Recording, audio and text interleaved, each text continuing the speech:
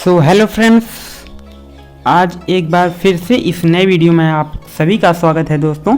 जैसा कि आप सभी जानते हैं कि ये बहुत ही इम्पॉर्टेंट टॉपिक है सेंट्रल आइडिया, जो कि आपके बोर्ड एग्जाम में 4 नंबर का पूछा जाता है। तो चलिए हम बिना किसी देरी के आज बेस्ट ऑप्शनों का सेंट्रल आइडिया देख लेते हैं। अगर कोई चैनल पर नया है तो चैनल को सब्सक्राइब कर दीजिएगा। इसी तरह इंपॉर्टेंट टॉपिक्स इस चैनल पर आते रहते हैं। तो चलिए शुरू करते हैं। The poem dust of snow is composed by Robert Frost. The poem Kavita dust of snow is है कंपोज्ड रचित बाय रॉबर्ट फ्रॉस्ट द्वारा रचित। डस्ट ऑफ स्नो नामक कविता रॉबर्ट फ्रॉस्ट द्वारा रचित है। इन दिस पोएम इन यानी में, दिस पोएम इस कविता में, द पोएट वाज इसमें कवि, वाज माने था, डिस्कस्ड माने का चर्चा करता है, crow and a hemlock tree एक कौवे के बारे में, एंड ए हेमलॉक ट्री और एक हेमलॉक के पेड़ के बारे में चर्चा करता है। तो इसका पूरा अर्थ देखते हैं। In this poem the poet was discussed crowd and a hemlock tree. इस कविता में कवि ने कौवे और हेमलॉक ट्री के पेड़ के बारे में चर्चा की थी।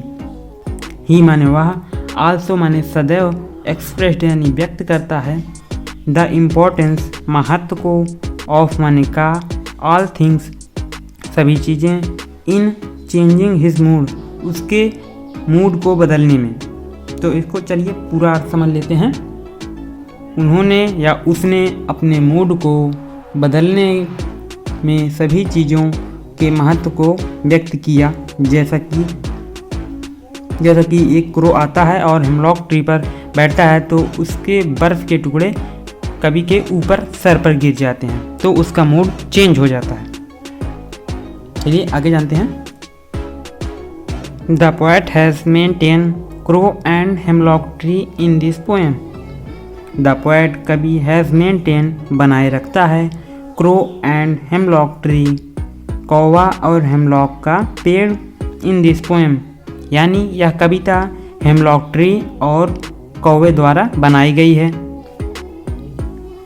आगे चलते हैं। That are believed to be a symbol of bad omen. यहाँ पर ओमेन का अर्थ होता है लक्षण, यानी that are believed to, that माने वह, आर माने है, बिलीव्ड यानी विश्वास करता है, to be a symbol, to be a symbol, symbol यानी चिन्ह, ऑफ बैड ओमेन यानी इस कविता में बुरे लक्षण का प्रतीक माना गया है। यानी दैट आर बिलीव्ड टू यानी वह इस कविता में यह विश्वास करता है कि यह एक बुरे लक्षण का प्रतीक माना गया है।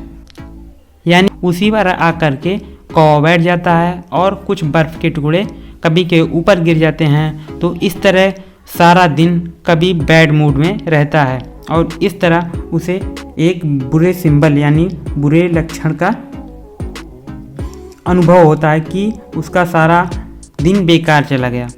तो आई होप वीडियो आपको समझ में आया होगा। अगर वीडियो समझ में नहीं आया तो एक बार फिर से देखिए, आपको अच्छे से समझ में आ जाएगा। तो मिलते हैं किसी नेक्स्ट वीडियो में, तब तक के लिए बाय बाय। अगर वीडियो पसंद आया है तो वीडियो को लाइक करके अपने दोस्तों के साथ शेयर कर दीजिएगा।